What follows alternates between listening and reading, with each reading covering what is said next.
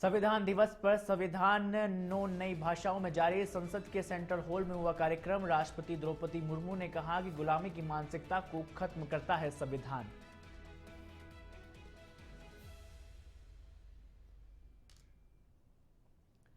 देहरादून में राष्ट्रीय विधि दिवस पर कार्यक्रम। मुख्यमंत्री पुष्कर सिंह धामी ने की शिरकत। पुलिस और आमजन को दिलाई संविधान की शपथ।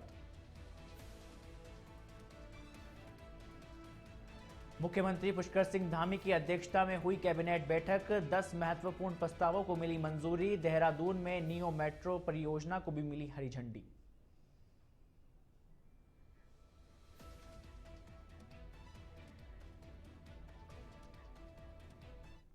नमस्कार, आप देख रहे हैं इंडिया अहेड और मैं हूं आपके साथ राहुल। बुलेटिन की शुरुआत करेंगे बड़ी खबर के साथ, जहां देश में आज संविधान दिवस मनाया जा रहा है और इस अवसर पर संसद के सेंट्रल हॉल में कार्यक्रम का आयोजन किया गया। समारोह की अध्यक्षता राष्ट्रपति द्रौपदी मुर्मू ने की और इस दौरान उपराष्ट्रपति सीपी राधाकृष्णन, प्रधानमंत्री नरेंद्र मोदी, लोकसभा स्पीकर ओम बिरला, केंद्रीय मंत्रियों सहित दोनों सदनों के सांसद शामिल रहे।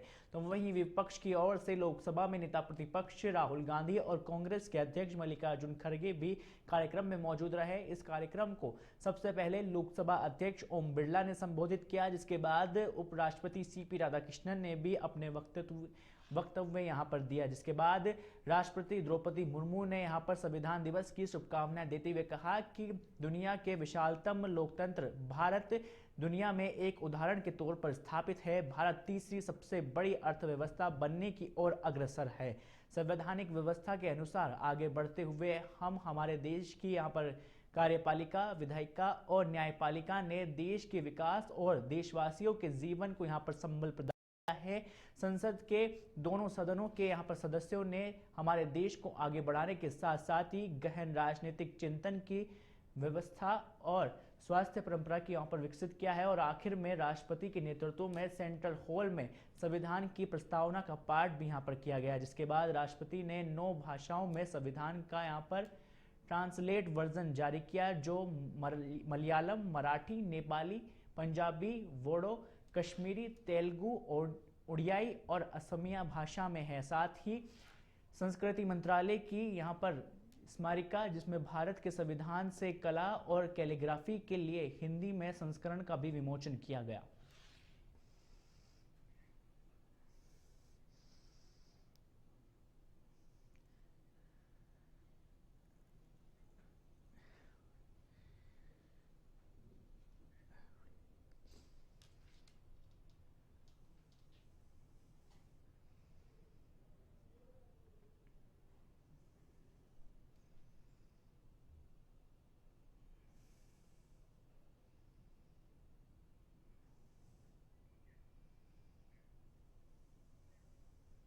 संविधान दिवस के ऐतिहासिक अवसर पर आप सबके बीच आकर मुझे हार्दिक प्रसन्नता हो रही है। आज ही के दिन 26 नवंबर 1949 को संविधान सदन के इसी के केंद्रीय कक्ष में संविधान सभा के सदस्यों ने भारत के संविधान के निर्माण का कार्य संपन्न किया था। आज ही के दिन उस वर्ष हम भारत के लोगों ने अपने संविधान को अपनाया था। स्वाधीनता के बाद संविधान सभा ने भारत की अंतरिम संसद के रूप में भी कर्तव्य निर्वहन किया। प्रारूप समिति के अध्यक्ष बाबा साहेब डॉक्टर भीमराव अंबेडकर हमारे संविधान के प्रमुख निर्माताओं में से थे। बाबा साहेब की 125वीं जयंती के वर्ष में यानी सन 2015 में 26 नवंबर को प्रतिवर्ष संविधान दिवस के रूप में मनाने का निर्णय लिया गया और निर्णय अत्यंत सार्थक सिद्ध हुआ है। आज के दिन पूरा देश भारतीय लोकतंत्र के आधार हमारे संविधान के प्रति तथा उसके निर्माताओं के प्रति आदर व्यक्त करता है। मुख्यमंत्री पुष्कर सिंह धामी की अध्यक्षता में सचिवालय में हुई कैबिनेट बैठक में 10 महत्वपूर्ण प्रस्तावों को मंजूरी दी गई है। इस बैठक में पर्यावरण संरक्षण से जुड़े लेखा जोखा सदन पटल पर रखना पर सहमति बनी है। तो वहीं अभियोजन विभाग में भी नए पदों के गठन और 46 सहायक अभियोजन अधिकारियों के पद को यहां सृजित करने को मंजूरी दी गई है। कैबिनेट ने यहाँ पर रात 9 बजे से सुबह 6 बजे तक महिला कर्मकारों और उनकी लिखित सहमति के बाद काम करने और सुरक्षा प्रदान करने की अनुमति भी दी है। देहरादून में नियो मेट्रो परियोजना को भी हरी झंडी मिल गई है, जिसमें आवास और शहरी विकास मंत्रालय के परामर्शों को भी शामिल कर सहमति बनी है। कैबिनेट के निर्णयों की जानकारी मुख्यमंत्री के अपर सचिव मंशीधर तिवारी ने दी है। में अभियोजन संवर्ग के ढांचे का पुनर्गठन पर भी सहमति दी गई है। इसमें जो अभियोजन विभाग में अभियोजन संवर्ग के कुल 142 पद के सापेक्ष सहायक अभियोजन अधिकारी के कुल 91 पद सृजित हैं।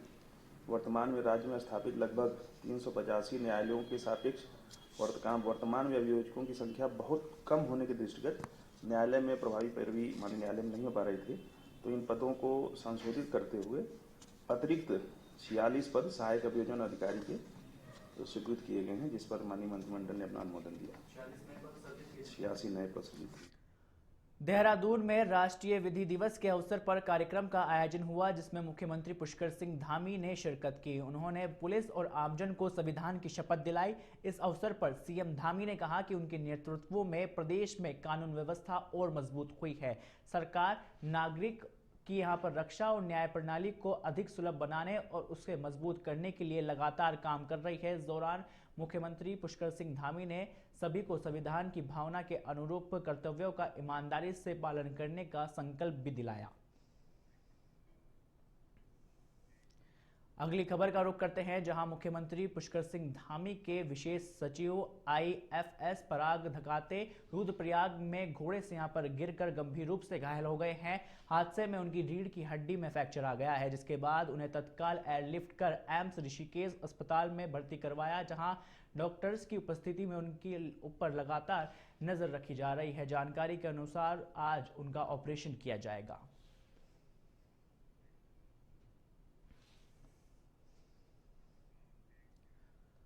रुड़की के मंगलोर में बिहार के उद्योग मंत्री संतोष कुमार मांझी के पहुंचने पर एडवोकेट मोहम्मद शफी ने उनका जोरदार स्वागत किया, जहां युवाओं में खासा उत्साह देखने को मिला। संतोष मांझी, जो पूर्व मुख्यमंत्री जतिन राम मांझी के पुत्र हैं, उन्होंने कहा कि यदि साल 2027 के उत्तराखंड विधानसभा चुनाव में उनकी भागीदारी रही तो वे प्रदेश में बेहतर काम करने की कोशिश करेंगे। उन्होंने कहा ये देवभूमि से उनका विशेष लगाव है और वे अपनी बेटी के एडमिशन के लिए उत्तराखंड आए हैं। उन्होंने जल्द ही अपने राजनीतिक दौरे के शुरू करने की भी घोषणा की है। तो वहीं एडवोकेट मोहम्मद शफी ने यहाँ पर कहा कि यदि उन्हें पार्टी प्रदेश अध्यक्ष बनाया गया तो वे गरीबों और मजलूमों की मदद कर न्याय दिलाने का सबसे बड़ी उनकी प्राथमिकता होगी।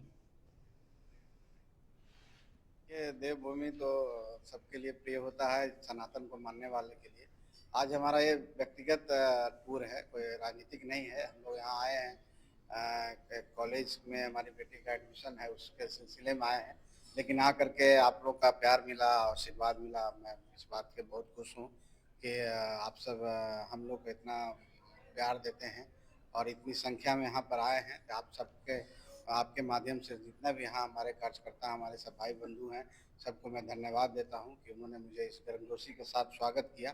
निश्चित तौर पर हम लोग अगली बार आएंगे तो राजनीतिक टूर में आएंगे तो हम लोग सब मिलेंगे, बैठेंगे, एक साथ बात करेंगे और जो भी समस्या होगा हम लोग समाधान करेंगे। और यहाँ हमारी पार्टी का भी विस्तार होना है तो उसको विस्तार करेंगे। आज के दिन में मैं आप सबका स्वागत करता हूँ कि आप सब यहाँ पर आए। बहुत धन्यवाद।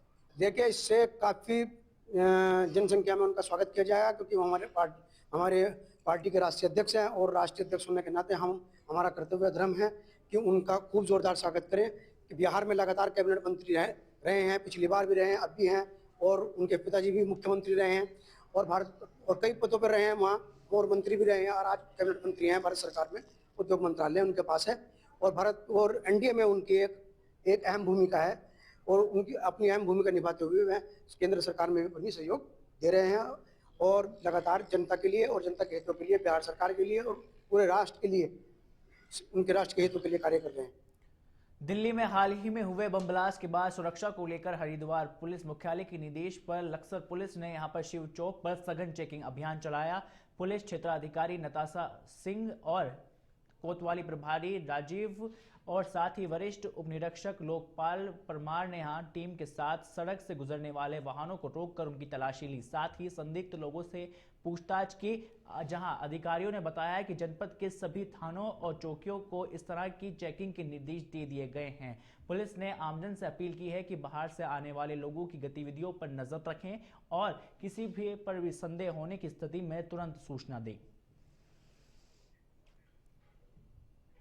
पुलिस मुख्यालय के आदेशानुसार दिल्ली ब्लास्ट के बाद जो हमारा स्टेट है वो हाई अलर्ट पे है और साथ ही साथ सभी जनपदों में निर्देश दिए गए हैं कि काफी सघन चेकिंग अभियान चलाया जाए, जिसमें कि सर्कल लक्सर में भी हम निरंतर चेकिंग अभियान चला रहे हैं, जिसमें हमारे जो बॉर्डर से आने वाले वाहन हैं, दूसरे जो स्टेट से आने वाले लोग हैं, उनकी सभी की काफी सख्ताई से और कड़ाई से चेकिंग हो रही है, जिसमें संदिग्ध वाहनों की एवं संदिग्ध व्यक्तियों की निरंतर चेकिंग हो रही है और रात को भी लगातार दोनों जगह पे पिकेट लगाई जा रही है, जिसमें लोगों की। यहाँ प्रसिद्ध राज्य आंदोलनकारी और पूर्व कैबिनेट मंत्री दिवंगत दिवाकर भट्ट को बुधवार को यहाँ पर राजकीय सम्मान के साथ हरिद्वार के खड़खड़ी प्रशासन घाट पर शमशान घाट पर यहाँ पर अंतिम संस्कार किया गया। इस दौरान उन्हें श्रद्धांजलि देने के लिए समर्थकों और यूकेडी कार्यकर्ताओं की भीड़ उमड़ पड़ी। तो वहीं पूर्व मुख्यमंत्री हरीश रावत, सांसद डॉक्टर रमेश और साथ ही कांग्रेस के प्रदेश अध्यक्ष गणेश गोदियाल समेत कई बड़े अधिकारी बड़े नेता यहां पर मौजूद रहे। बता दें कि मंगलवार को यहां पर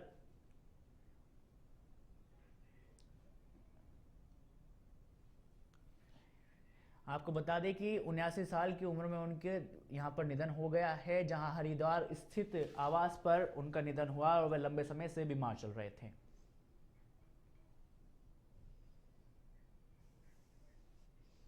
बड़े सिपाही थे, उत्तराखंड क्रांति दल के भी सिपाही थे और हमारे एक अच्छे मित्र थे। राज्य बना, राज्य बनने के बाद भी बहुत सारी चीज़ें नहीं हो पाई जिनको लेके भट्ट जी लगातार चिंतित थे। हम लोग मिल बैठ के इस पर विचार करते थे कि कैसे ये स्थिति सुधरेगी। दुखद है, एक मूर्धन्य आंदोलनकारी जिन्होंने राज्य निर्माण आंदोलन को एक नई धार देने का काम किया। और यदि मैं कहूँ कि वो हमारे राज्य निर्माण आंदोलन के अग्रगणी नेताओं में से थे, इसीलिए लोगों ने उनको फील्ड मार्शल की उपाधि। अगली खबर का रुख करते हैं, जहां देश में हर साल 26 नवंबर को संविधान दिवस मनाया जाता है। तो वहीं बुधवार को इसी अवसर पर सचिवालय में मुख्य सचिव आनंद ने यहां पर अधिकारियों और कर्मचारियों के साथ संविधान की प्रस्तावना का पाठ किया और इस अवसर पर सभी ने प्रस्तावना पट पर हस्ताक्षर भी किए। इस दौरान विभिन्न विभागों के प्रमुख सचिव, सचिव, अपर सचिव, डीजी सूचना यहां पर बंशीधर तिवारी सहित तमाम अधिकारी और कर्मचारी मौजूद रहे।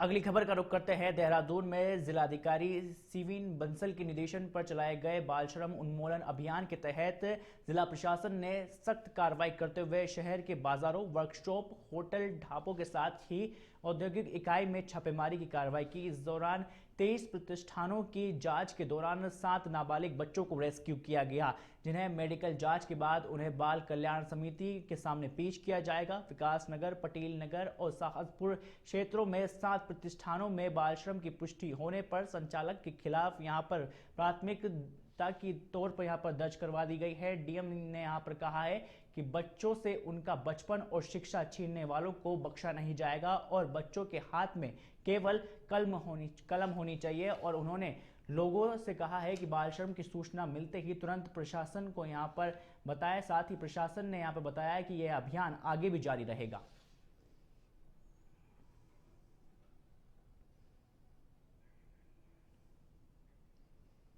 देखिए, हमारे ऑनरेबल सीएम का, हमारी सरकार का, जिला प्रशासन का यही संकल्प भी है और यही प्रयास भी है कि जो बच्चों का राइट टू चाइल्डहुड है, जो उनको चाइल्डहुड में एनवायरनमेंट मिलना चाहिए, सुविधाएं मिलनी चाहिए, शिक्षा मिलनी चाहिए, अच्छा स्वास्थ्य केयर मिलना चाहिए, वो उनका फंडामेंटल राइट है और वो हमें इंश्योर कराने के लिए हर संभव प्रयास करना है। इसमें जो वॉयलेटर्स हैं और जो डेलिंक्वेंट्स हैं उनके ऊपर कड़ी से कड़ी कार्रवाई भी करनी है, और अगर बच्चे और उसका परिवार अक्षम है तो उन्हें हमें फैसिलिटेट करना है मुख्य धारा से मेन स्ट्रीम से जोड़ने के लिए।